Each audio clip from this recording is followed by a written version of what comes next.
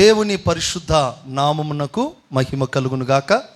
చేరి వచ్చిన కూడి వచ్చిన మీ అందరికీ నా హృదయపూర్వకమైన వందనాలు. అందరికీ వందనాలు. Praise the Lord. మీరు చేసిన ప్రార్థనను బట్టి దేవుడు నాకు బలం ఇచ్చి ఉన్నాడు. దేవునికి స్తోత్రం. అయితే ప్రభు బల్ల కార్యాలు, ప్రేమ విందు కార్యాలు ఉన్నాయి గనుక ఈ వారమంతా బహు విస్తారంగా నా మాటలు విన్నారు గనుక ఈరోజు క్లుప్త వర్తమానం చెప్పి మనం త్వరగా ముగించుకుందాం. దేవునికి స్తోత్రం కలుగును గాక. 9:40 అయింది. 10:30 కల్లా మనం ముగించుకుందాం త్వరగా. వాతావరణ ప్రతికూలతలు ఉన్నాయి కనుక త్వరగా ఈ కార్యక్రమాలన్నీ కూడా మనం ముందుకు సాగిపోదాం. దేవుడు మిమ్మల్ని అందరినీ ఆశీర్వదించును గాక. మంచిది. ప్రియమైన దేవుని బిడ్డలారా, గత 7 దినాలు కూడా దేవుడు చక్కగా తీర్పులను గురించి మాట్లాడుతూ ఆ తీర్పులో ఎవరుంటారో అనే విషయాలను మనం ధ్యానం చేసుకుంటూ వచ్చాం. తీర్పు అనేది ఖచ్చితంగా ఉంది. క్రీస్తు న్యాయపీఠం ఎదుట మనమందరము నిలవబడవలసి ఉంది. రేపు మనం చేసిన ప్రతిదానికి లెక్క చెప్పవలసి ఉంది. మన మాటకు, మన ప్రవర్తనకు ఖచ్చితంగా రేపు తీర్పులో నిలబడవలసిన అవసరత ఉంది అనే విషయాన్ని పరిశుద్ధాత్మ దేవుడు మనకు తెలియచేశాడు. లోకంలో ఉన్న వారికి తీర్పు ఎలా జరుగుతుందో గత నోవాహు దినాల్లో జరిగిన పరిస్థితులన్నీ కూడా మనం ధ్యానం చేశాం. లోకంలో ఉన్న వారికి నేరుగా తీర్పు ఉంది, కానీ దేవుని బిడ్డలకు తీర్పు ఎప్పుడు ఉంటుంది అనే విషయాన్ని మనం ధ్యానం చేస్తూ, దేవుని బిడ్డలు తమ మనస్సును మార్చుకోకపోతే, దేవుని బిడ్డలు తమ హృదయాన్ని సరిదిద్దుకోకపోతే అది తీర్పులోనికి వెళ్ళే పరిస్థితి ఉంది అనే విషయాన్ని పరిశుద్ధాత్మ దేవుడు హెచ్చరిక చేస్తున్నాడు. ప్రియులారా, ఐగుప్తు అనే భయంకరమైన పాపపు ఊబిలో ఉన్న తన ప్రజలైన ఇశ్రాయేలీయులను 400 సంవత్సరాలు శ్రమ పెట్టబడి భయంకరంగా హింసింపబడుతున్న వారిని ఒక్క రాత్రిలోనే దేవుడు వారిని విడిపించి, మోషే నాయకత్వంలో వారి జీవితంలో ఎన్నో అద్భుతమైన కార్యాలు జరిగించి ఎర్ర సముద్రాన్ని దాటింపచేసి మన్నాను కురిపించి తన ప్రజలైన ఇశ్రాయేలులను విశేషమైన కృపతో ప్రభు నింపాడు. ఇశ్రాయేలు ప్రజలను గురించి దేవుడు అన్న మాట ఏంటంటే, వీరు నాకు స్వకీయ సాంపాద్యమైన ప్రజలు అన్నాడు. ఇశ్రాయేలు ప్రజలను గురించి మాట్లాడుతూ వీరు నాకు సొత్తైన ప్రజలు అని అన్నాడు. దేవుడు తన ప్రజల పట్ల పెట్టుకున్న ఆశలు, తన ప్రజల పట్ల పెట్టుకున్న కోరికను వారు సంపూర్తిగా నెరవేర్చలేకపోయారు. ప్రియమైన దేవుని బిడ్డలారా, ఇశ్రాయేలు ప్రజలను నడిపించడానికి దేవాది దేవుడే వారికి రాజుగాను, వారికి యాజకుడుగాను, వారికి ప్రవక్తగా ఉండాలి అనుకున్నాడు. కానీ ప్రజల సొంత ఇష్టాన్ని వారు నెరవేర్చుకొని, మాకు సర్వలోక మర్యాద చొప్పున ఒక రాజు కావాలి అని వారు కోరుకున్నారు. వాస్తవానికి చెప్పాలంటే రాజరికం అనేది దేవుని మనస్సులో లేదు. రాజుల పరిచర్య దేవుని మనస్సులో లేదు. దేవుని మనస్సులో ఉన్న పరిచర్య ఒకటే. అదేమిటి అంటే, తన ప్రజల నిమిత్తమై ప్రాయశ్చిత్తం చేయటానికి యాజక ధర్మాన్ని మాత్రమే దేవుడు మొట్టమొదట నియమించాడు. ఎందుకంటే యాజక ధర్మం అనేది పరలోక సంబంధమైనది. పరలోకంలో మెల్కీసెదెకు రాజు, పరలోక సంబంధి అయిన రాజు పరిశుద్ధాత్మ దేవుడు పరలోకంలో యాజకత్వం చేస్తూ ఉన్నాడు. ఆ యాజకత్వపు సేవని ఇశ్రాయేలు ప్రజల మధ్యలో మోషే నాయకత్వంలో మొట్టమొదట అహరోను గుంపుకిచ్చాడు. నడిపించింది నాయకుడు మోషే అయినప్పటికీ దేవుడు అహరోనును ప్రేమించి అహరోను సంతతి వారికి దేవుడు ఆ భాగ్యాన్ని ఇచ్చాడు. యాజకత్వం అనగానే ఏంటంటే, ప్రజల పాపముల కొరకై ప్రాయశ్చిత్తము చేయగలిగిన ఒక అనుభవం. ప్రజల పాపం నుండి, వారు చేసిన తప్పిదము నుండి పాప పరిహారార్థ బలిగా బలిపశువును అర్పించి వారి కొరకు ప్రాయశ్చిత్తం చేసి వారిలో ఉన్న ప్రతి పాపము నుండి విడుదల పొందుటకు యాజకులు తమ యాజక ధర్మాన్ని నెరవేర్చాలి. కానీ యాజక ధర్మం కొన్ని సందర్భాల్లో చక్కగా నెరవేర్చబడలేదు. అయితే రాజుల పరిచర్య కూడా ఇది మనుషుల ద్వారా పుట్టింది. అది సౌలు కాలంలో వారు తమకిష్టమైన రాజును ఎంపిక చేసుకున్నారట. పేరుకు సౌలును కాదు, పేరు మాకు సౌలు కావాలని కాదు, సర్వలోక మర్యాద చొప్పున మాకొక చెప్పండి రాజు కావాలి. సర్వలోకంలో రాజున్నాడు ఏలుబడి చేయటానికి, మాకొక రాజు కావాలి. సమూయేలు ఏడుస్తూ ఉన్నాడు, కన్నీళ్లు విడుస్తూ ఉన్నాడు. అయ్యా, నీవే వారికి రాజువై ఉండాలి, నీవే వారికి అధిపతివై ఉండాలి, నీవే వారికి దేవుడవై ఉండాలి. కానీ వీరెందుకు ప్రభువా వారి సొంత ఇష్టాన్ని నెరవేర్చుకుంటున్నారు అని అడిగితే వారి ఇష్టానికి వదిలేశాడు. ఓకే, మీకు రాజుని ఇస్తాను అన్నాడు. వాస్తవానికి రాజుల పరిచర్య దేవుని మనస్సులో లేదు. ఈ రాజులు పొరపాటు చేసినా, రాజులు తప్పు చేసినా వారిని ఖండించటానికి, బుద్ధి చెప్పటానికి దేవుడు ప్రవక్తలను ఏర్పాటు చేసుకున్నాడు. ఈ 3 రకాల పరిచర్యలను దేవుడు తన ప్రజల వారికి నియమించాడు. ఆ 3 రకాల పరిచర్యలు మన ప్రభు అయిన యేసు క్రీస్తు ద్వారా ఈ లోకంలో నెరవేర్చి ఆ 3 రకాల పరిచర్యలను ఈ క్రొత్త నిబంధన కాలంలో యాజకులకు దేవుడు అనుగ్రహించాడు. చప్పట్లు కొడతారా? ప్రైజ్ ది లార్డ్, హల్లెలూయా. చెబుదాం గట్టిగా. ప్రియమైన దేవుని బిడ్డలారా, గమనించాలి, ఈ 3 రకాల పరిచర్యలన్నీ కూడా నిలిచిపోయినందున ఇశ్రాయేలు ప్రజలకు తీర్పు ప్రారంభమైంది. అందుకే చూడండి, ఇర్మియా గ్రంథం 22:30 చదవండి. ఇర్మియా గ్రంథం 22వ అధ్యాయం 30వ వచనం. యెహోవా ఇలాగు సెలవిచ్చుచున్నాడు, సంతానహీనుడనియు తన దినములలో వర్ధిల్లని వాడనియు ఈ మనుషుని గూర్చి వ్రాయుడి. అతని సంతానములో ఎవడునూ వర్ధిల్లడు, వారిలో ఎవడునూ దావీదు సింహాసనమందు కూర్చుండడు, వాడిలో ఎవడునూ దావీదు సింహాసనం మీద కూర్చోడు. ఇక మీదట ఎవడునూ యూదాలో రాజుగా నుండడు. ఇక మీదట యూదాలో రాజుగా ఎవడు ఉండడు. దేవుడు ఫిక్స్ చేశాడు. ఏమని? ఇక మీదట. అందరూ చెప్పండి, ఏమన్నాడు? ఇక మీదట యూదాలో రాజుగా చెప్పడు, ఎవరును ఉండరు. అంటే దేవుడు రాజుల పరిచర్యను ఎత్తేసాడు.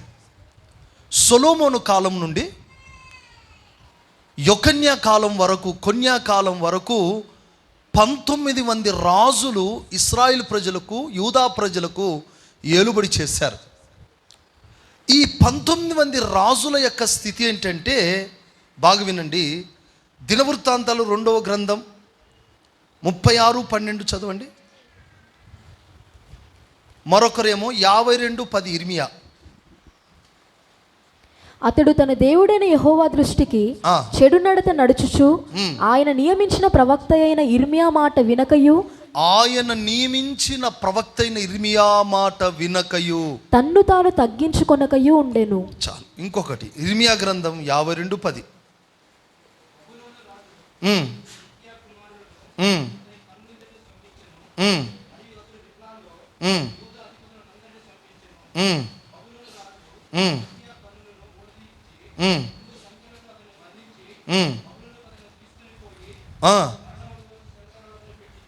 మరణం వరకు చెరసాలలో వేయించెను. అంటే ఇక్కడ రాజుల మీదకి వచ్చిన తీర్పు. పై వచనంలో చూస్తే తాను నియమించబడిన సేవకుని మాట వినకయు, అంటే విధేయత లేని రాజులు. ఒక సందర్భంలో చూస్తే వారు తమ మనస్సున గర్వించి అనే మాట రాయబడింది. ఇంకొక సందర్భంలో దేవుడు వారితో ఎంత మాటలాడినను వారు సరిచేసుకోలేకపోయిరి అని రాయబడింది. రాజుల పరిచర్య దెబ్బతిన్నది అంటే అర్థం ఏంటో తెలుసా? ప్రజలు చెరలోకి వెళ్తారు. ఎందుకు? రాజ్యాన్ని కాపాడేది రాజులే. ప్రజలు చెరపట్టబడకుండా ప్రజల గుంపులో ఎవరుంటారు?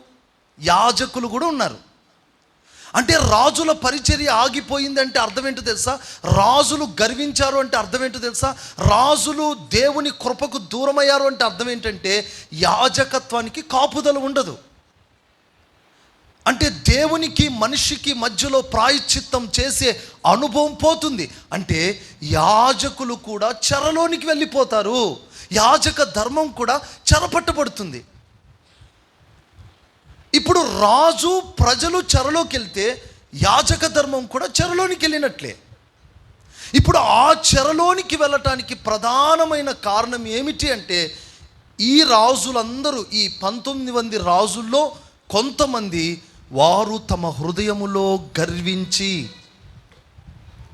స్థిరపడిన తర్వాత గర్వించి, అన్ని సమృద్ధి ఉన్న తర్వాత గర్వించి, అవిధేయత చూపించి, ఒక రాజైతే నేరుగా పరిశుద్ధ గ్రంథాన్ని, వాక్యాన్ని కోసి ఎక్కడ పడేశాడో తెలుసా? అగ్ని కుంపట్లో పడేశాడు. ఒక రాజు మీదికి వచ్చిన తీర్పు ఏంటో తెలుసా? అతడినట అడవి గాడిదని ఈడ్చుకొని పోయారంట. ఇశ్రాయేలు ప్రజల సమాధి తోటలో అతన్ని పెట్టలేదట, అతన్ని గాడిదని ఈడ్చుకొని పోయారట. కొంతమందిని దేవుడు శిఖా ఉంగరంగా చేస్తే, ఉన్నతమైన స్థితిలో పెడితే అతడు సంతానహీనుడై ఓటి కుండ వంటి వాడయ్యాడట. ప్రియులారా, దేవుడు నియమించిన ఆ క్రమం, దేవుడు నియమించినటువంటి ఆ బిడ్డలు, దేవుని ప్రణాళికలో ఉన్నటువంటి ఆ బిడ్డలు తప్పిపోతే ఎంత నష్టమో ఒక్కసారి ఆలోచించండి.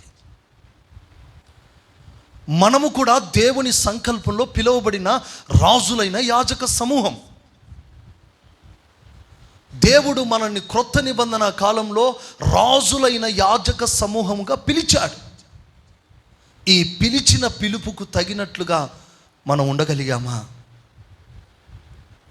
ఈరోజు మన అంతరంగంలో రాజరికపు సేవ జరుగుతుందా? యాజకత్వపు సేవ జరుగుతుందా? ఆత్మ సంబంధమైన బలులు మన జీవితంలో జరుగుతున్నాయా లేదా పరీక్షించుకునే టైం. నీ పట్ల ఒక సంకల్పంతో దేవుడు నిన్ను పిలిచాడు. ఆ ప్రణాళిక ఒకవేళ నీ జీవితంలో నువ్వు కోల్పోయినట్లయితే నువ్వు చెరలోనికి వెళ్ళిపోతావు, తీర్పులోనికి వస్తావు. ఆ రాజుల పట్ల దేవుడు ఒక ప్రణాళికను సిద్ధపరిచాడు. ఆ రాజులు యెహోవా యుద్ధాలు చేయాలి. ఆ రాజులు రాజ్యాన్ని కాపాడాలి. ఆ రాజుల పరిచర్య ఏమిటంటే యాజకత్వపు సేవకు సపోర్ట్ చేయాలి. ఒక సందర్భంలో ఒక రాజు ఉన్నాడు, అతని పేరు హిజ్కియా. హిజ్కియా కాలంలో జరిగింది ఏంటో తెలుసా? యాజకత్వం అంతా మూయబడింది, మందిరం అంతా మూయబడింది, బలులన్నీ ఆగిపోయాయి. లోపల నిషిద్ధమైన వస్తువులు పెట్టారు. మందిరంలో దేవుని బలిపీఠం ఉన్న చోట విగ్రహాలు పెట్టారట. దేవుని సన్నిధి దిగొచ్చే చోట, దేవుడికి మహిమకు ఆధారమైన చోట దేవుని మహిమ లేని కొన్ని విగ్రహాలు, రోషం పుట్టించే కొన్ని విగ్రహాలు పెట్టారు. ఆ విగ్రహాలు పెట్టిన ఆ చోట హిజ్కియా ఏలనారంభించినప్పుడు అతడు మందిరపు తలుపులు తెరిచెను. చప్పట్లు కొట్టు. స్తోత్రం.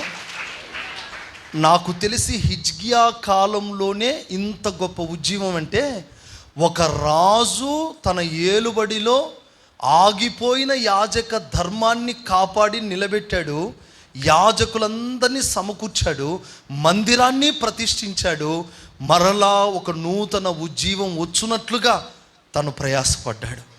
ఆమేన్, ప్రైజ్ ది లార్డ్. నాకు తెలిసి హిజ్కియా కాలంలో జరిగిన ఆ దైవీకమైన ఉజ్జీవం సామాన్యమైంది కాదు. ఆరాధనలే నిలిచిపోయి, అభిషేకమే తగ్గిపోయి, యాజక ధర్మమే మూయబడి, అన్ని పరిస్థితుల్లో దేవుని సన్నిధికి దూరమైన తన ప్రజల కొరకు హిజ్కియా పూనుకున్న, హిజ్కియా పోరాడిన అనుభవం మనం జ్ఞాపకం చేసుకుంటే నిజంగా ఆ కాలంలో యాజకులను సమకూర్చి మరలా ఉజ్జీవానికి కారకుడయ్యాడు హిజ్కియా. వాస్తవానికి యాజక ధర్మాన్ని కూడా కాపాడాల్సింది రాజులే. ఈ 19 మంది రాజుల అవిధేయత, 19 మంది రాజుల గర్వం, 19 మంది రాజుల యొక్క ఆ యొక్క భయంకరమైన తిరుగుబాటు స్వభావం వల్ల ప్రజలు 70 సంవత్సరాలు చెరలోనికి వెళ్ళారు. వినండి, ఈ 70 సంవత్సరాలు చెరలోనికి వెళ్ళుట దేవుడు తన ప్రజలకు విధించిన తీర్పు. దేవుడు తన ప్రజల్ని ఎలా చూశాడు? నా స్వకీయ సాంపత్యం అన్నాడు. వీరు నా సొత్తైన జనులు అన్నాడు. వారికి కట్టని ఇళ్లను కూడా ఇస్తానన్నాడు. నీ దేవుడైన యెహోవా మాట శ్రద్ధగా వింటే ఈ దీవెనలన్నీ మీ మీదకి వస్తాయన్నాడు. శత్రువు యొక్క ప్రతి అనుభవం మీద జయమిచ్చే దేవుడు. వారికి 70 సంవత్సరాలు, బాగా వినండి, చెరలోనికి కొనిపోతే అక్కడ చెరగొన్న వారు నిందించి అవమానించి వీరిని బాధిస్తుంటే ఆ బాధ తట్టుకోలేక వారి ఏడుపు అంతా ఇంత కాదు. కారణం ఏంటి?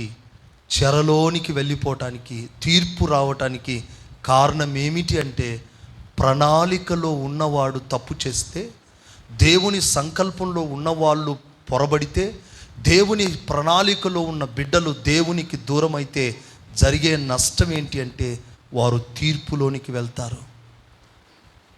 నీ పట్ల ఉన్న ప్రణాళిక నెరవేర్చకపోతే నువ్వు తీర్పులోకి వెళ్తావు. నీ పట్ల ఉన్న సంకల్పం నెరవేర్చబడకపోతే నువ్వు తీర్పులోనికి వెళ్ళిపోతావు. కనుక ఈరోజు నీ పట్ల దేవుని సంకల్పం ఏమిటి?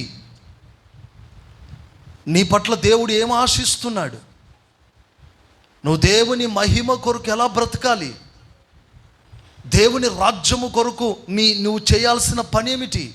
కనుక ప్రియులారా, 70 సంవత్సరాలు ఇశ్రాయేలు ప్రజలు చెరలోనికి వెళ్ళిపోయారు. అది సామాన్యమైన శ్రమ కాదు. దేవునికి బహుగా కోపం పుట్టించి చెరలోనికి తీసుకెళ్ళిపోయాడు. ఈరోజు నీవు లోబడనందువల్ల, ఈరోజు నువ్వు దేవుని వాక్యానికి విధేయత చూపనందువల్ల నీకు తెలియకోకుండా నీ కుటుంబంలో, నీ వ్యక్తిగత జీవితంలో నువ్వు చాలా చెరలు అనుభవించావు. సమాధానం లేదు, సంతోషం ఇంతకాలం కనబడలేదు. నీ హృదయంలో బహు కలవరాల మధ్యలో నువ్వు నడిపించబడ్డావు. వేదనకరమైన మార్గాలను అనుభవించావు. అది నీకు తెలియకోకుండా నీ కుటుంబానికి, నీ వ్యక్తిగత జీవితానికి అది చెరపట్టబడిన స్థితి. కానీ ఆ చెరపట్టబడిన స్థితిలో నుండి, ఆ భయంకరమైన దానిలో నుండి దేవుడు విడిపించటానికి, ఆ భయంకరమైన శిక్షలో నుండి నిన్ను తప్పించటానికే దేవుడు మనకు ఈ కూడికల ద్వారా హెచ్చరించి మరలా మనను నూతన పరుస్తున్నాడు. చప్పట్లు కొట్టు గట్టిగా, గట్టిగా హల్లెలూయా చెబుదాం గట్టిగా. ప్రియులారా, దేవునికి అవిధేయత చూపించి నువ్వు చెరలో ఉన్నావేమో, నీ హృదయంలో గర్వించి తిరుగుబాటు చేసి దేవుని వాక్యమునకు లోబడక నువ్వు చెరలోనికి వెళ్ళిపోయావేమో. ఆ చెరలో నుండి నా దేవుడు ఈ రాత్రి, ఈ సమయంలో నిన్ను విడిపించి, నిన్ను తప్పించి మరలా నీవు కోరుకున్న, నీవు ఏ స్థలంలో అయితే ఉన్నావో ఆ స్థలంలోనికి రప్పించుటకు శక్తిమంతుడై ఉన్నాడు. ఆమేన్ చెప్పు గట్టిగా. హల్లెలూయా. మరలా నిన్ను చెరలో నుండి విడిపించబోతున్నాడు. ఆమేన్. ఈ సంవత్సరంలో మీకు ఇవ్వబడిన వాగ్దానం ఏంటంటే, ఈ ఉపవాస పండగల చివరి రోజు మీకు ఇవ్వబడిన వాగ్దానం ఏంటంటే, ఈరోజు మీరు చెరలో నుండి విడుదల పొందబోతున్నారు. మిమ్మల్ని పట్టి పీడిస్తున్న బంధకాలు, మిమ్మల్ని వేధిస్తున్న వేదనలు, మిమ్మల్ని శోధిస్తున్న శోధనలు, మిమ్మల్ని పట్టి పీడిస్తున్న ప్రతి విధమైన చీకటిలో నుండి, పాపములో నుండి, చెరలో నుండి నా దేవుడు మిమ్మల్ని విడిపించబోతున్నాడు. ఆమేన్. హల్లెలూయా. ఎవరికి చెప్పుకోలేని బాధ నీకుండొచ్చు. వేదనకరమైన పరిస్థితులు నీ కుటుంబాన్ని నిన్ను పిండి చేసే స్థితిలో ఉండొచ్చు. నా బ్రతుకు ఎక్కడికి వెళ్తుందో గమ్యం తెలియని పరిస్థితి నీకుండొచ్చు. అయ్యా ఎవరికి చెప్పుకోలేని సమస్యతో నేను ఇక్కడికి వచ్చాను, ఎవరికి చెప్పుకోలేని బాధతో నేను ఇక్కడ కూర్చున్నాను. అయ్యా నా బ్రతుకంతా కూడా తెలియని బాధతో వేదనతో ఉంది, నా బ్రతుకంతా కూడా ఎటు వెళ్తుందో తెలియదు, నెమ్మది లేని బ్రతుకు, సమాధానం లేని బ్రతుకు, ఎంత ప్రయాసపడ్డా నా బ్రతుకులో ఈ భయంకరమైన చెర నుండి నేను ఎంతకాలం బ్రతకాలి అని నువ్వు దుఃఖముతో వేదనతో వస్తున్నావు కదా. ఈరోజు నేను చెబుతున్న మాటను మీ గుండెల్లో సువర్ణాక్షరాలతో రాసుకోండి. మిమ్మల్ని పట్టి పీడిస్తున్న చెరలన్నిట్లో నుండి నా దేవుడు ఈరోజు ఈ క్షణమే మీరు ఇంటికి వెళ్ళే లోపే ఆ చెరలో నుండి మిమ్మల్ని విడిపించి మీకు సమాధానాన్ని నా దేవుడు ఇవ్వబోతున్నాడు. చప్పట్లు కొట్టు గట్టిగా, బిగ్గరగా చప్పట్లు గట్టిగా. కృప కలగబోతుంది, అభిషేకం విడుదలైపోతుంది, మహిమతో నింపబడబోతున్నారు, చెరలో నుండి విడుదల పొందుతున్నారు. ఆమేన్. మీ గుండెల్లో రాసి పెట్టుకోవాల్సిన అంశం ఇది. ఆత్మదేవా, చివరి దినం ఏం చెప్పమంటావు సంఘానికి? ప్రభు అన్నాడు, ఇశ్రాయేలు ప్రజలకు నేను ఎలాగున విడుదలనిచ్చానో ఈ కాలనీలో ఉన్న బిడ్డలకు కూడా చాలామందికి నేను విడుదల ఇవ్వబోతున్నాను. ఆమేన్. కాలనీ నివాసులారా, ఇక మీదట మీరు పాతవి చూడరు. ఆమేన్. ఇక మీదట ఐగుప్తీయులను చూడరు. ఆమేన్. ఇక మీదట మిమ్మల్ని వెంటాడే దరిద్రము చూడరు. మిమ్మల్ని వేధిస్తే అప్పులు ఇక్కడ చూడరు. మిమ్మల్ని బలహీనపరిచే రోగం ఇక ఉండదు. మిమ్మల్ని పట్టి పీడించే అసమాధానం ఇంక ఉండదు. మిమ్మల్ని పట్టి పీడించే అప్పులు ఇక ఉండవు. ఈ రోజు నుండి మీ చెరలో నుండి మీరు విడుదల పొందబోతున్నారు. చప్పట్లు కొడుతూ హల్లెలూయా చెబుదాం గట్టిగా. చూడండి 126వ కీర్తన మొదటి వచనాన్ని ఒకసారి చూడండి. సియోనుకు తిరిగి వచ్చిన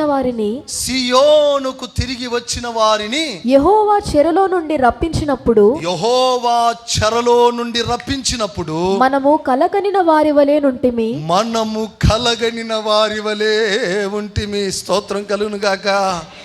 ఒక్కోసారి అనిపిస్తుంది దేవుడు తన ప్రజలను విడిపిస్తుంటేనంట వారంట సియోనులోనికి దేవుడు తన ప్రజలను రప్పించినప్పుడు, అంటే వారు చెరలో ఉన్నారు. ఎక్కడ?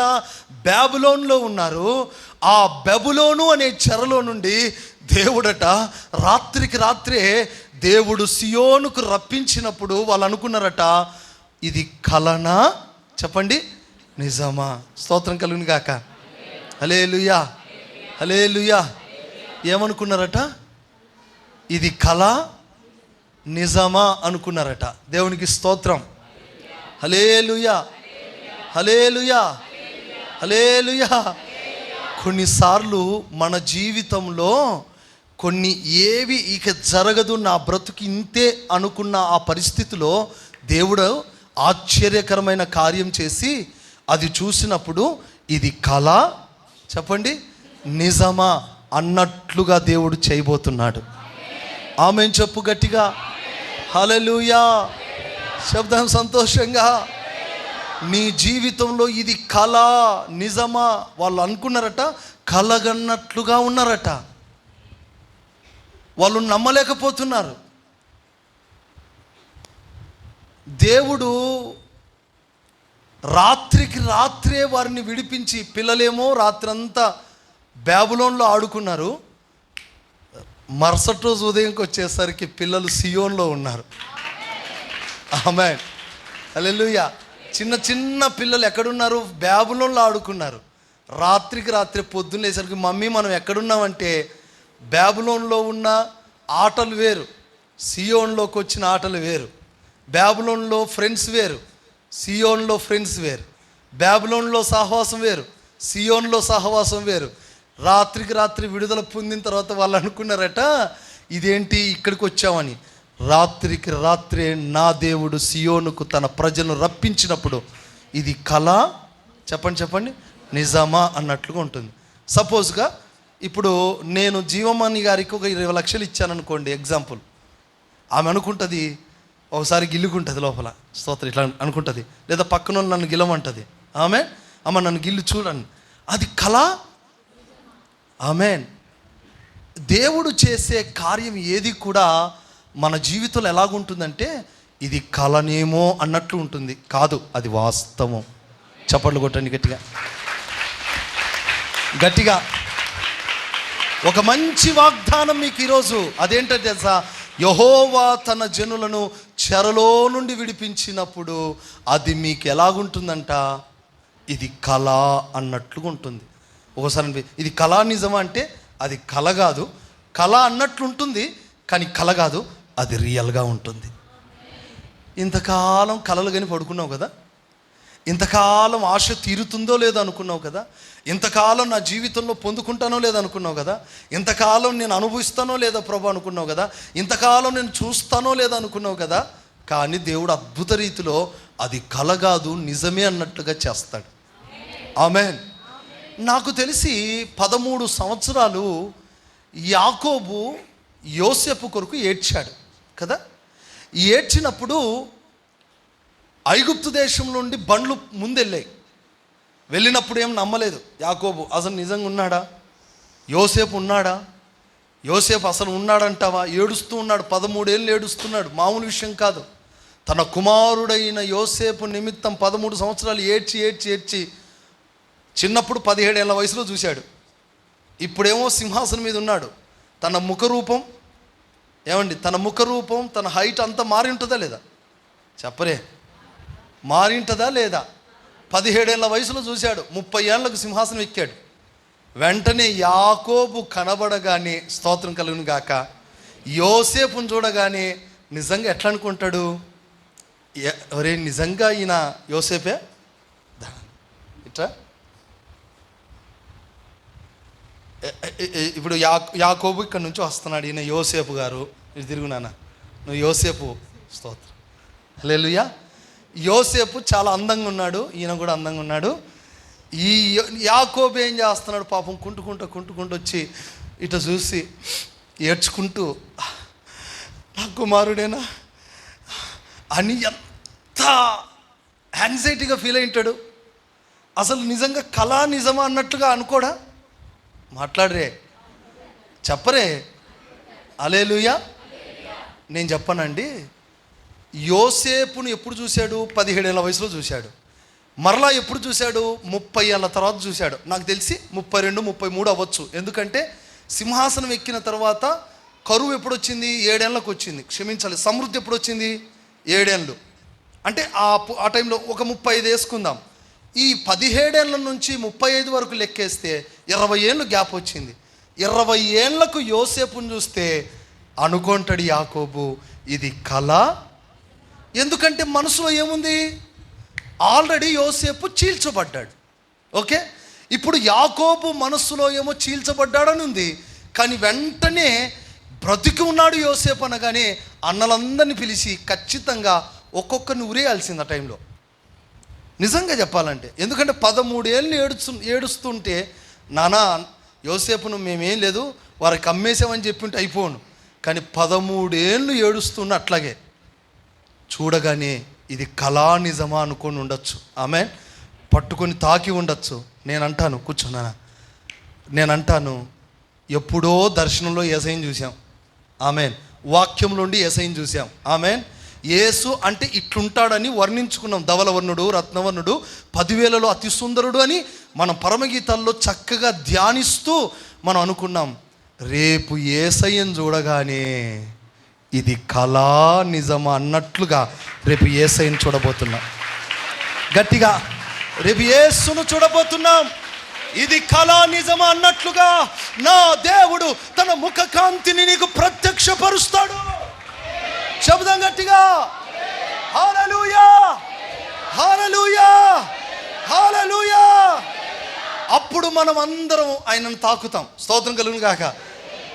అసలు పాత అపోస్తుల కాలంలో యేసు ప్రభు కలిసి పరిచర్య చేసిన వాళ్ళు కదా, ఆయన కలిసి భోజనం పెట్టిన వాళ్ళు, ప్రేమ ఎక్కువైపోతే అయ్యా యేసయ్యా కొంచెం తినని నోట్లో పెట్టిన వాళ్ళు, స్తోత్రం కలుగును గాక.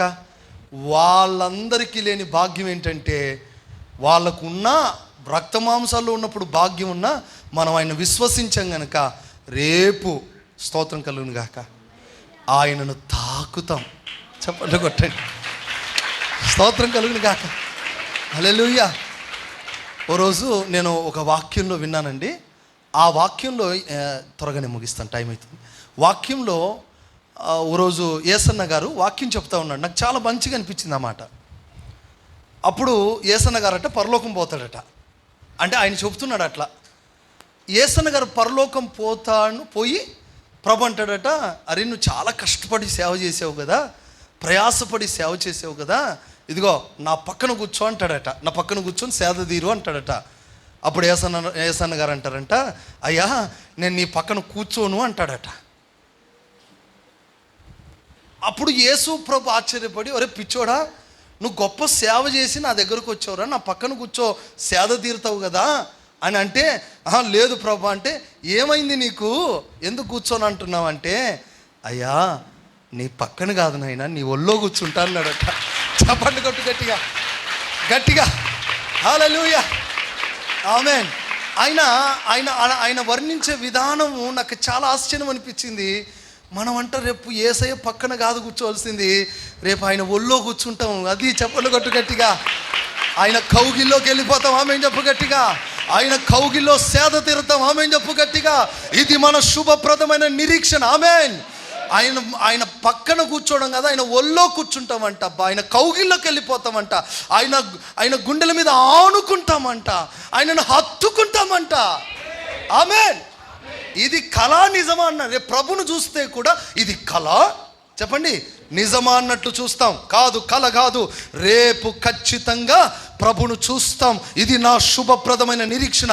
నీ నిరీక్షణ కూడా అదే అవ్వాలి, నీ ఆశ కూడా అదే అవ్వాలి. నీ ఆశ భంగము కానేరదు. స్తోత్రం కలుగును గాక. నీ కోరిక భంగము కానేరదు. ఆమేన్ చెప్పు గట్టిగా. నీ ఆశలు విఫలము కావు. చెరలో ఉన్న మనల్ని, ఈ పాపపు బంధకాల్లో ఉన్న మనల్ని, ఈ శపించబడినటువంటి కుటుంబాల మధ్యలో బ్రతుకుతున్న మనల్ని, అపవిత్రుల మధ్యలో బ్రతుకుతున్న మనల్ని చెర పట్టబడిన జీవితాల్లో నుండి విడిపించి యేసును చూడగలిగిన ఆ స్థాయిలోకి ప్రభు నడిపిస్తాడు. ఆయన చూసినప్పుడు, పరలోకం చూసినప్పుడు మనకేమనిపిస్తుంది? ఇది కళ. నా ఆశ ఏంటో తెలుసా? ఇక్కడ ఉన్న వాళ్ళందరూ యేసయ్య ఒళ్ళో కూర్చోవాలి. గట్టిగా గట్టి గట్టిగా. రేపు ఇది మన జీవితంలో అక్షరాలుగా నెరవేరాలి. ఆ కృప సంఘం మీదికి దిగి రావాలి. బిగ్గరగా చప్పట్లు కొడుతూ, అయ్యా ఇది కల కాదు నిజమే, ఇది కల కాదు నిజమే, ఒక బలమైన కృప నీ మీదికి వచ్చును గాక. ఓ చప్పట్లు కొడుతూ స్తుతించండి గట్టిగా గట్టిగా. హల్లెలూయా, ఆమేన్, స్తోత్రం. ఎంతమందికి ఆశ ఉంది యేసయ్య ఒళ్ళో కూర్చోవాలని? ఎంత సంతోషం కదా. ఈరోజు ఈ 7 రోజులు ఉపవాస ప్రార్థన చేస్తేనే గుండె అంతా, హృదయం అంతా పులకరించిపోతుంది. ఆమె అక్కోళ్ళు ఆరాధన చేస్తుంటే నేను లోపల ఎంత సంతోషించాను తెలుసా? వాళ్ళు పాటలు పాడుతుంటే లోపల హృదయంలో ఒక సంతోషం, ఆనందం కలుగుతుంది. ఎప్పుడెప్పుడు అని నేను కూడా రెడీ వచ్చేసిన దేవునికి స్తోత్రం. ఆమె చెప్తాం గట్టిగా. వీళ్ళు వాయిద్యాలు వాయించి వీళ్ళు పాటలు పాడుతుంటే నాకు మనస్సు ఊరుకోలేదు. జ్వరమా పాడా స్తోత్రం, యేసు రక్తం చేయి, స్నానం చేసుకొని హడావుడిగా పరిగెత్తుకొని వచ్చాను. నా ఉద్యోగం చూసి వీళ్ళకు ఉద్యోగం పోయిందన్నారు. పోయిందన్న దేవునికి స్తోత్రం కలుగును కాక. ఆమేన్. నిజంగా ఒక పాట పాడితేనే మనకు ఆనందం, ఒక చిన్న వాక్యం తగిలితే మనకు ఆనందం. రేపు యేసు ఒళ్ళో కూర్చుంటే ఇంకెంత ఆనందం. గట్టిగా సంతోషంగా. ఆమేన్ కదా. ఇది ఎంత గొప్ప భాగ్యం కదా. ఇదే కదా మన ఆశ. ఎంతమందికి ఉంది అట్లా ఆశ? అందుకే ఆ పాస్టర్ గారు ఏం పాడేది? కలగంటి నన్ను కొంటిని కలలో ప్రియుడా యేసయ్యా నిన్ను చూడాలని, ప్రియుడా యేసయ్యా నిన్ను చూడాలని, నిన్ను చూడాలని, నిన్ను చేరాలని మనసారా నామది కోరెనే. నిన్ను చూడాలని, నిన్ను చేరాలని మనసారా నామది కోరెనే. ప్రియుడా యేసయ్యా నిన్ను చూడాలని, ప్రియుడా యేసయ్యా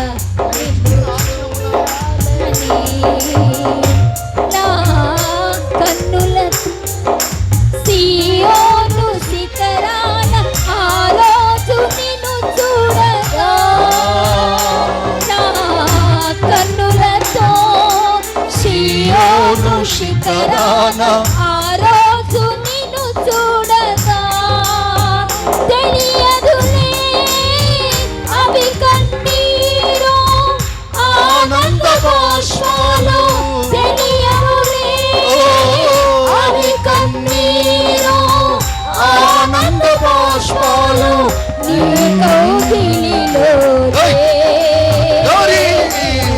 పరవశమొందెదను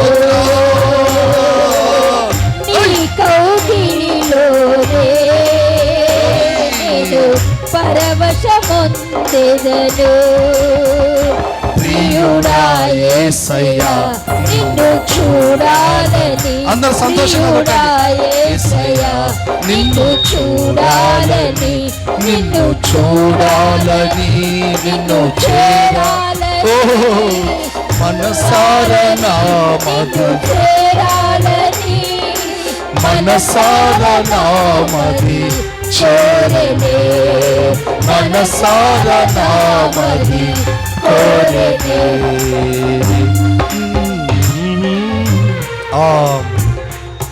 హల్లెలూయా. ఇప్పుడు చెప్పండి, మనం యేసయ్యను చూడగానే అది కలానా నిజమా అన్నట్లుగా చూస్తాం రేపు. అయితే ఈ లోకంలో కొన్ని చెరలు నీ జీవితంలో ఉన్నాయి, వాటి నుండి విడుదల పొందాలి. ఇది ఎలా సాధ్యమవుతుంది? కొన్ని బంధకాలు నిన్ను పట్టి పీడిస్తున్నాయి, కొన్ని కొరతలు నీ జీవితాన్ని ఏలుబడి చేస్తున్నాయి. వాటి నుండి విడుదల పొందటానికి దేవుడు మనకిస్తున్న గొప్ప అవకాశమే ఒకే ఒక్క మాట. అది పరిశుద్ధాత్మ దేవుడు ఎందుకో ప్రతి సందర్భాన్ని రిపీట్ చేయడానికి కారణం ఉంటుంది. ఆ ప్రజలు చెరపట్టబడి ఇది కలనా నిజమా అన్నట్లుగా దేవుడు నడిపించాడంట. అంత మాత్రం ఏదంట, అక్కడ రాయబడిన ఇంకో 2వ లైన్ చదువుతల్లి.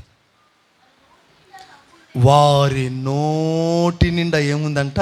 నవ్వుండెను. బా, వారు నోటి నిండా ఏముంది? నోటి నిండా నవ్వు అంటే ఏంటి? అట్లనా? అట్లనేనా? స్తోత్రం చెప్తాం గట్టిగా. ఒకసారి గట్టిగా నవ్వండి. రాదు, అది యాక్షన్ అట్ రాదు. స్తోత్రం కలిగిన గాక. హల్లెలూయా.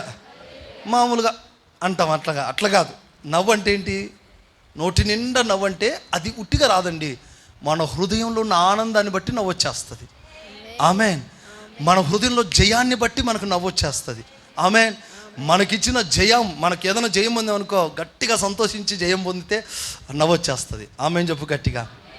జోకేసినప్పుడు వచ్చే నవ్వు కాదు, జయముతో వచ్చే నవ్వే నిజమైన నవ్వు. ఆమెన్. మన నోటి నిండా నవ్వు ఉందట, అంతే కదట. చదువుతాను. మన నాలుక ఆనందగానముతో నిండి ఉండెను. అబ్బా, మన నాలుక ఎట్లుందంట? ఆనందగానంతో నిండి ఉందంట. ఇంకా అప్పుడు యెహోవా వీరి కొరకు గొప్ప కార్యములు చేసెనని, యెహోవా ఈ సంఘంలో గొప్ప కార్యాలు చేశాడని అన్యజనులు చెప్పుకొని, ఈ ప్రాంతంలో ఉన్న అన్యులందరూ చెప్పుకుంటారు. వీళ్ళకి ఎందుకయ్యా ఇలా నవ్వుతున్నారు? స్తోత్రం కలుగును గాక. అన్యజనులందరూ వచ్చి అసలు మీ నవ్వుకు కారణం ఏంటి, మీరు ఎందుకు ఇంత ఆనందంగా ఉన్నారు అంటే, మేము చెరలో నుండి విడుదల పొందాం.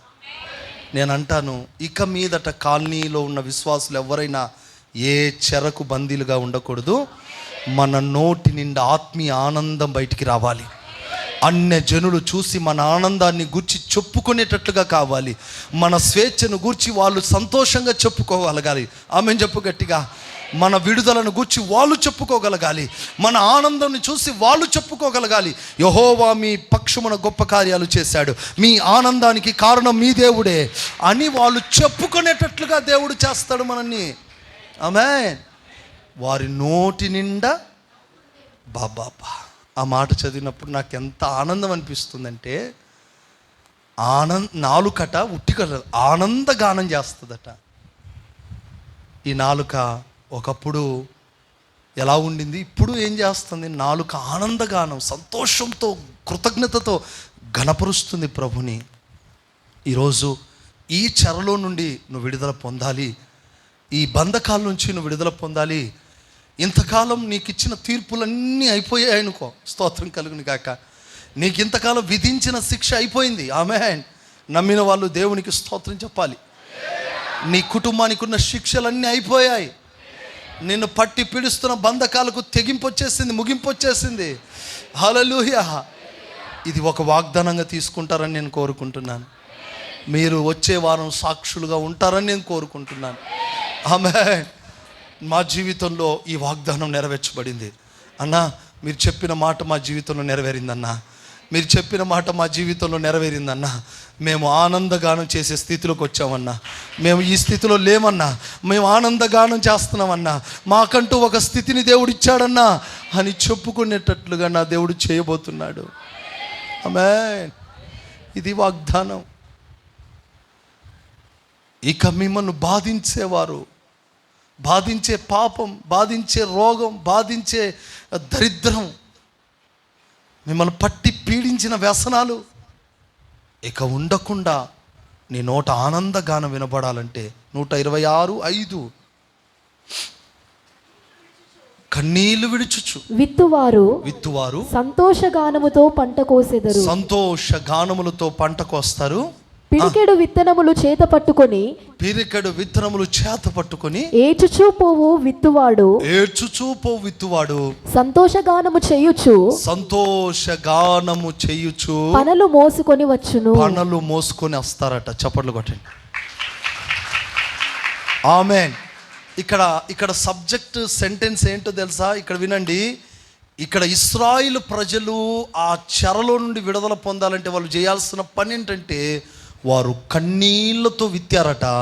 చెప్పండి, సంతోషగానములతో పంట. వాస్తవానికి చెప్పాలంటే ఏది విత్తితే ఆ పంట వస్తుంది కదా.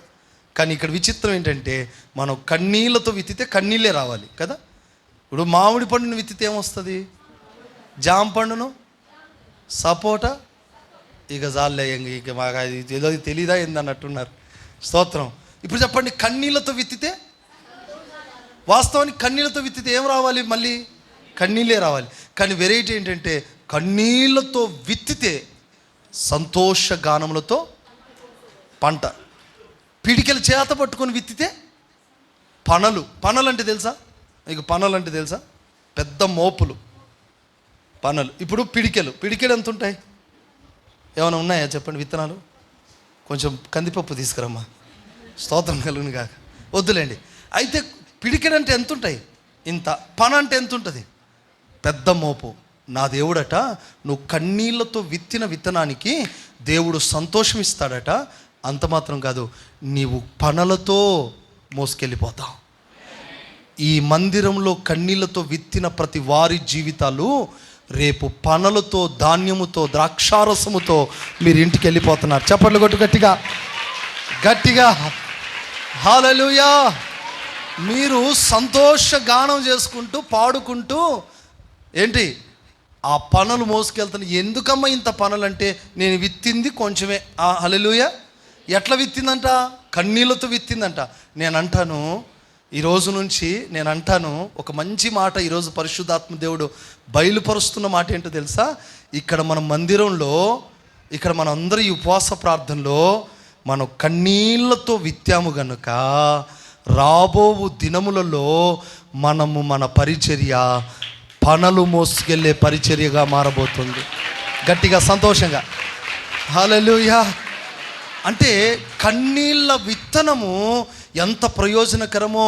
కన్నీళ్లతో విత్తితే సంతోషగానం, కన్నీళ్లతో విత్తితే పనులు మోసుకెళ్తావు, కన్నీళ్లతో విత్తితే చెర నుండి విడిపించబడతావు. ఇది కళా నిజమా అన్నట్లుగా దేవుడు తన ప్రజలను విడిపించబోతున్నాడు. చూడండి, ఇవన్నిటికీ కారణం మనం విత్తే విత్తనాన్ని బట్టి ఉంటుంది. ఇప్పుడు మీరు విత్తనం వేశారు. ఆమేన్. ఈ పండగల్లో మీరు సమస్యల కొరకు ప్రార్థన చేశారు, సేవ కొరకు ప్రార్థన చేశారు, ఆరాధన, ఈ యొక్క పరిచర్య కొరకు, వృద్ధి కొరకు, ఆత్మల కొరకు కన్నీళ్ళు విడిచాడు.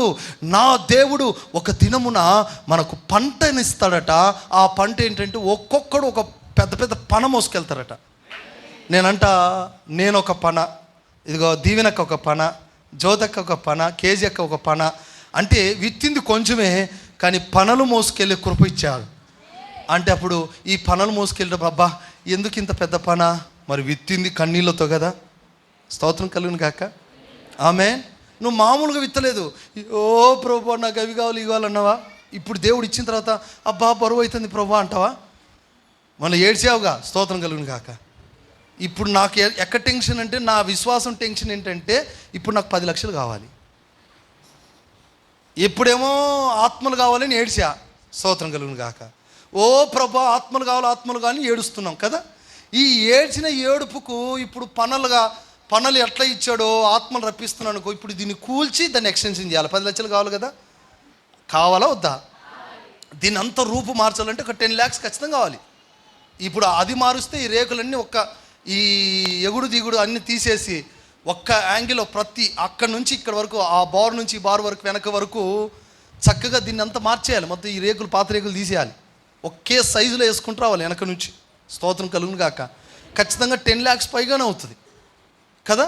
ఇప్పుడు నా బాధ ఏంటంటే, నువ్వు ఇచ్చావు కదరా నాయన, ఇప్పుడు నా బాధ, నా పని ఏంటో తెలుసా? అబ్బా ఎంత బరువు ప్రభు అంటే, ఇప్పుడు నా 10 లక్షలు బరువు అవుతున్నాయి, దేవునికి స్తోత్రం. కానీ మీరు ఉండగా నాకేం టెన్షన్ లేదు. ఎందుకు తెలుసా? ఆమేన్, హల్లెలూయా. ఇది కూల్చిన రోజే మీరందరూ నాకు సపోర్ట్ చేస్తారని అనుకుంటున్నా. ఆమేన్, హల్లెలూయా. అయితే ఇది కూల్చాం, వెనక నుంచి స్టార్ట్ చేసుకుంటూ వస్తాం. దేవుని చిత్తం అయితే 2023లో దేవుని చిత్తం అయితే స్టార్ట్ చేద్దాం. ఆమేన్. కొంతమంది నువ్వు ఆ మొక్కతే గట్టి కొట్టింది, మిగతా వాళ్ళకి ఏమి ఇష్టం లేనట్టుంది.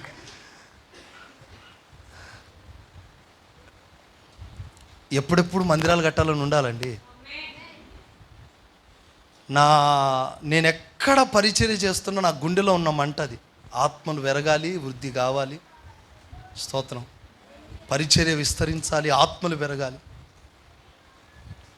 ఈ దర్శనంతోనే పరిచర్య చేస్తున్నాం. మా వెనక దాచిపెట్టుకోవడానికి ఏవీ లేవండి, అంత పరిచర్య కొరకే. ఈరోజు ఖర్చు అయ్యే ప్రతి ఖర్చు, ఇంతకు మా ప్రాణం కూడా దేవుని సేవ కొరకే ఖర్చు పెడతాం. ఆమె కనుక ప్రియులారా, మనము ఈ బంధకాలలో నుండి విడుదల పొంది ఆ కన్నీళ్లతో విత్తి మనం సంతోష గానములతో పంట కోసుకుందాం. ఇంకా ఇప్పుడు నెక్స్ట్ పంట కోయటమే. ఆమె పంట కోసే, అమ్మ ఇత్తింది కొంచెమే కదా, ఇంత పంట వచ్చింది ఏంటి, స్తోత్రం కలుగును గాక. కొద్దిగా ప్రార్థన చేస్తే ఇంత ఫలం వచ్చిందేంటి, స్తోత్రం కలుగును గాక. హల్లెలూయా. ఒక్కోసారి అనిపిస్తుంది దేవుడు మనల్ని ఆశీర్వదిస్తే ఆ ఆశీర్వాదం ఏం చేయాలో, ఏం చేసుకోవాలన్న ఆలోచనలు వస్తుంది. స్తోత్రం కలుగును గాక. హల్లెలూయా. కొన్ని పరిచర్యలను దేవుడు ఆశీర్వదిస్తాడు, కొన్ని పరిచర్యల మీద ఆశీర్వాదం కుమ్మరిస్తాడు దేవుడు. కొన్ని సేవలను ఆశీర్వదిస్తాడు, కానీ కొన్ని సేవల మీద పరిచర్యను ఆశీర్వాదం కుమ్మరిస్తాడు. వాళ్ళు ఏం చేసుకోవాలో అర్థం కాదు వాళ్ళకు. దేవుడు అట్లనే మనం దీవించాలి. చెప్పండి, కన్నీళ్ళతో విత్తటం నేర్చుకుందాం. రాబో దినాల్లో గొప్ప పంట మనం చూడబోతున్నాం. ఆ పంట మన పరిచర్యలోనే కనబడాలి, ఆ పంట మన సేవలోనే కనబడాలి, ఆ పంట మన జీవితంలోనే కనబడాలి. ఆమేన్. అయితే దేవుడు తన ప్రజలను సియోనుకు రప్పించాడట. ఆ సియోనులో 7 రకాల దీవెనలు ఉన్నాయి. అవి వరుసగా అట్లా చదువుకొని అవుట్లైన్లో చదువుకొని ముగించుకుందాం. 132వ కీర్తన 14వ వచనం చదవండి. హల్లెలూయా. ఇది నేను కోరిన స్థానము, ఇది నేను కోరిన స్థానము, ఇది నిత్యము నాకు విశ్రమ స్థానముగా నుండును. ఇక్కడనే నేను నివసించెదను. పైన ఉంటుంది, నేను సియోనును కోరుకుంటుని. ఆ మాట ఉంటుంది చూడు. యెహోవా సియోనును ఏర్పరచుకొని ఉన్నాడు, యెహోవా సియోనును ఏర్పరచుకొని ఉన్నాడు, తనకు నివాస స్థలముగా దానిని కోరుకొని ఉన్నాడు. తనకు నివాస స్థలముగా దాన్ని కోరుకొని ఉన్నాడు. ఇది నేను కోరిన స్థానము, ఇది నేను కోరుకున్న స్థానము, ఇది నిత్యము నాకు విశ్రమ స్థానముగా నుండును. నిత్యము నాకు విశ్రమించే స్థానముగా ఉండును. అందరు చెప్పండి, ఏదంట అది? ఆ స్థానం ఏంటంట? నిత్యము విశ్రమించే స్థానం. సియోన్ అంటే ఏంటి తెలుసా? దేవుడు విశ్రమించే స్థలం, దేవుని ప్రజలు విశ్రమించే స్థలం. చప్పట్లు కొట్టండి. ఆమేన్. చూడండి, దేవుడు తన ప్రజలను సియోనికి ఎందుకు రప్పిస్తున్నాడు, దేవుని సన్నిధికి ఎందుకు నడిపిస్తున్నాడు, ఆ చెరలో నుండి ఎందుకు విడిపిస్తున్నాడంటే మనకు విశ్రాంతినివ్వటానికి. ఆమేన్. మీకు నెమ్మదినివ్వటానికి, మీకు ప్రశాంతతనివ్వటానికి, మీ హృదయాలు ఉల్లసించటానికి. అక్కడట దేవుడు మనస్ఫూర్తిగా అలాగున నెమ్మది పొందుతాడట. దేవుడు ఎక్కడికి తీసుకొస్తున్నాడంటే బాధకరమైన స్థితిలో నుండి యేసయ్య నెమ్మది పొందే స్థలంలోకి వచ్చేస్తున్నాను. అంటే ఈరోజు నుండి నిన్ను బాధించిన బాధ తొలగిపోయి నీకు ఒక విశ్రమ స్థలముగా నా దేవుడు నీకు తోడుగా ఉండబోతున్నాడు. అంటే నీకు కొన్ని సమస్యల విషయంలో నెమ్మది లేదు, నీ పిల్లల విషయంలో నీకు నెమ్మది లేదు, నీ వ్యక్తిగత జీవితంలో నీకు నెమ్మది లేదు. కానీ నా దేవుడు ఈ చెరలోంచి విడిపించి ఈరోజు నుంచి మీకు నెమ్మదిని ఇవ్వబోతున్నాడు. ఆమేన్, హల్లెలూయా. ఇంకా చదువమ్మా 2వ వచనం, 2 అట్లాగే. దాని ఆహారమును నేను నిండారులుగా దీవించెదను, నేను నిండారుగా దీవిస్తాను, దానిలోని బీదలను ఆహారముతో తృప్తిపరిచెదను. చాలు, ఆహారముతో తృప్తిపరుస్తా. అందరూ చెప్పండి, నిండారుగా ఆహారం అనండి, తృప్తిగా తినే భోజనం అనండి. దేవుడు ఉన్న చోట ఏముంటుందంటే నిండారుగా ఆహారం ఉంటుంది, తిని తృప్తి పొందేటట్టుగా కృప చూపిస్తాడట. గత వారంలో కూడా అదే అన్నాం కదా, వారు తిని తృప్తి పొందినంతగా వారికి ద్రాక్షారసమును నూనెను వారికి ఇస్తాను. వారికి ద్రాక్షారసమును నూనెను వారికి ఇస్తాను. అంటే ఆ ద్రాక్షారసం ఏదో కాదు, ఒక క్రొత్త ఉపదేశం. దేవుని చిత్తం అయితే ఈ సంవత్సరం వాగ్దానం కూడా మనది అదే, 2023. ఆమేన్, హల్లెలూయా. ఆ మాట చెప్పిన తర్వాత మేరక్క గారికి ఒక చక్కటి ప్రార్థన చేస్తుంటే ఈ సంవత్సరం వాగ్దానం, ఎందుకంటే క్యాలెండర్లు ముందే ప్రిపేర్ చేస్తున్నారు, వాగ్దానం కొరకు కనిపెడుతుంటే నేను గత ఆదివారం చెప్పిన మాటే అక్కకి రిపీట్ అవుతుందంట కల్లో ప్రార్థనలో. Praise Lord. ఈ సంవత్సరం అంట నిండైన ఆహారం మనకు పెట్టి మనము తృప్తిగా బ్రతికేటట్టు కృపిస్తాడట. అంటే మీకు అర్థమైంది తెలుసా, కడుపు నిండా ఉపదేశం వస్తుంది మీకు. ఆమేన్. తృప్తిగా ఇక్కడి నుంచి వెళ్ళిపోతారట. అయ్యో మాకు ఏదో కొరత ఉంది, అయ్యో మాకు వాక్యం తక్కువైంది అనుకోరట. మీరు కడుపారా తిని తృప్తి పొందేంతగా ఆహారం ఇస్తాడట. ఆమేన్. 3వది చదువమ్మ, అక్కడ కంటిన్యూ చేయి. దాని యాజకులకు, అక్కడున్న సేవకులకి రక్షణ వస్త్రముగా ధరింపజేసేదను. ఆడ రక్షణ వస్త్రాలు అంటే తన సేవకులకు బలమైన కాపుదల ఉంటుందంట. అక్కడున్న సేవకులకి ఎలా ఉంటుందంట, రక్షణను వస్త్రముగా ఇస్తాడట. ఇంకా దానిలోని భక్తులు బిగ్గరగా ఆనందగానం చేస్తారు. బిగ్గరగా ఆనందగానం ఎందుకు వస్తుందండి? బిగ్గరగా ఆనందగానం ఎందుకు వస్తుంది? ఎట్లొస్తుంది? గట్టిగా హల్లెలూయా అని ఎందుకంటాం? ఇప్పుడు నేను ఇట్లున్నాను అనుకోండి, ఇట్లుంటా హల్లెలూయా అంటే ఎట్లుంటుంది? అప్పుడు హల్లెలూయా అని ఇట్లా ఎందుకంటాం? మాట్లాడండి. ఇప్పుడు వరల్డ్ కప్ గెలిచాం ఇట్లా అంటారా? గ్రౌండ్ అంతా తిరిగి జెండాలు పట్టుకుని ఊపరు. మనం కూడా అంతే. ఆమేన్. బిగ్గరగా ఆనందగానం అంటే అర్థం ఏంటో తెలుసా? జయముతో కూడిన ఆరాధన. ఆమేన్ చెప్పు. హల్లెలూయా. మనకు ఒక జయం వచ్చిందనుకో, అప్పుడు ఏం చేస్తాం? జయం ఇచ్చినందుకు స్తోత్రం అంటామా? హల్లెలూయా. నా లాంటోడైతే ఎగిరి స్టేజ్ మీద దూకి ఎగిరెగిరి చేస్తాడు. ఆమేన్, హల్లెలూయా, ఆమేన్. దావీదు నాట్యం ఆడాడట దేవుని సన్నిధిలో. జయం, మనకొచ్చే జయాన్ని బట్టి మనం బిగ్గరగా ఆనందగానం అంటే అర్థం ఏంటంటే జయముతో కూడిన ఆరాధన. ఈరోజు మనకిచ్చిన జయాన్ని బట్టి మనం ఏం చేయాలి? ఆనందగానం చేయాలి. అంటే గట్టిగా బిగ్గరగా ఎల్ షడాయ్ నీకు స్తోత్రం, నువ్వు జయం ఇచ్చినందుకు వందనాలయ్యా అని గట్టిగా సంతోషంతో ఆనందించే గట్టిగా ఆయన సన్నిధిలో స్తుతించాలి. వాక్యం వింటున్నప్పుడు ఆనందించాలి. ఉపదేశం చెబుతున్నప్పుడు, ఆరాధన చేస్తున్నప్పుడు, పాటలు పాడుతున్నప్పుడు, ఆ పాటల్లో ఉన్న మాధుర్యాన్ని అనుభవిస్తున్నప్పుడు, ఆ పాట వింటున్నప్పుడు, ఆ పాటలో ఉన్న పదాలు వింటున్నప్పుడు మన హృదయం పులకరించిపోలో గట్టిగా గంతులేయాలి. అది ఆరాధన. బిగ్గరగా ఆనందగానం. సియోన్ అది బబులోన్లో ఉంటుందా అంటే లేదు, సియోనుకు వస్తేనే ఉంటుందన్నమాట. ఆమె ఇంకా చదువుతాలి. ఇంకా అక్కడ దావీదునకు కొమ్ము మొలవ చేసేదను. దావీదునకు కొమ్ము అంటే బలమునకు సూచన. స్తోత్రం చెబుతాం గట్టిగా. కొమ్ములో కూడా బలమునకు సూచన, కొమ్ము అభిషేకమునకు సూచన. స్తోత్రం చెబుతాం గట్టిగా. ఓకే, కొమ్ము బలమునకు సూచన. నీ బలమును దేవుడు అధికం చేస్తాడు. ఆమేన్ చెప్పు గట్టిగా. సియోనులో ఏమి దాచిపెట్టాడంటే నీ బలమును అధికం చేస్తాడు. నువ్వు బలహీనంగా కనబడవు, బలహీనమైన మాటలు ఇక వినబడవు, అవిశ్వాసపు మాటలు నీకు రావు. ఎందుకంటే నువ్వు బలవంతుడిగా అక్కడ మొలవబడతావు. స్తోత్రం కలుగును గాక. హల్లెలూయా. అక్కడ దావీదు కొమ్మును ఏం చేస్తాడట? మొలవ చేస్తాడు. ఆమేన్. ఇంకా నా అభిషక్తుని కొరకు నేను అచ్చట ఒక దీపము సిద్ధపరిచి ఉన్నాను. అక్కడ ఏముందంటండి? దీపము నిత్యం వెలుగుతూ ఉందంట. స్తోత్రం చెప్తాం గట్టిగా.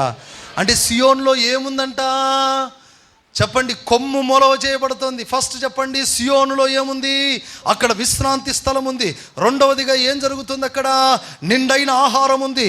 మూడవదిగా యాజకులకు రక్షణ వస్త్రాలు అక్కడ ఉన్నాయి. నాలుగవదిగా ఆనందగానాలు చేసే అభిషేకం అక్కడ ఉంది. ఐదవదిగా నీ బలం అధికమయ్యే అభిషేకం అక్కడ ఉంది, కృప అక్కడ ఉంది. ఆరవదిగా నీ దీపం ఎప్పుడు వెలిగే కృప అక్కడ దాచిపెట్టబడి ఉంది. ఆమె సియోనుకు వస్తే నీవు ఏమవుతావంటే నీ దీపం ఎప్పటికీ వెలుగుతూనే ఉంటుంది. ఆరిపోని జ్యోతిలాను ప్రకాశిస్తావు. నీ దీపం వెలుగుతూనే ఉంటుంది. ఆరిపోని బిడ్డగాను వెలుగుతూ ఉంటావు. నీ వెలుగు ఆరిపోదు. స్తోత్రం చెప్తాం గట్టిగా. సియోనులో ఉంటే నూనె పోయబడుతూనే ఉండాలి. ఆమేన్ చెప్పు. దేవుని సన్నిధిలో నూనె తక్కువ కాకూడదు. నీ అభిషేకం తక్కువ కాదు. అది చెరలో ఉంటే కాదు, సియోనులో ఉంటే నీ నూనె ఏమవుతుందట? పోయబడి వెలుగుతావు. తర్వాత ఏడోది, అతని శత్రువులకు అవమానమును వస్త్రముగా ధరింపజేసేదను. శత్రువులకి ఉండరు. మన శత్రువులు ఎవడున్నాడో వానికి అవమానమును వస్త్రంగా ఇచ్చేస్తాడట. ఇంకా అతని కిరీటము అతని మీదనే ఉండును. అంటే అర్థం ఏంటంటే అతని కిరీటాన్ని పోగొట్టుకోడు. నీ కిరీటం ఎక్కడ కాపాడబడుతుందంటే సియోనులోనే కాపాడబడుతుంది. అంటే అతని కిరీటం అతని మీద ఉంది అంటే అతడు కిరీటదారుడుగా ఉంటాడు. నా జీవితంలో, నీ జీవితంలో నువ్వు సియోనుకు రప్పించబడితే ఈ 7 రకాల ఆశీర్వాదాలు నీకు ఉంటాయి. ఈ 7 అనుభవాలతో నువ్వు నింపబడతావు. దేవుడు ఈ మాటలు మన వినికిడిలో ఆశీర్వాదకరంగా మార్చునుగాక. ఆమేన్ చెప్పు. సంతోషం గట్టిగా. హల్లెలూయా, హల్లెలూయా. మోకరించండి. ముఖ దర్శనం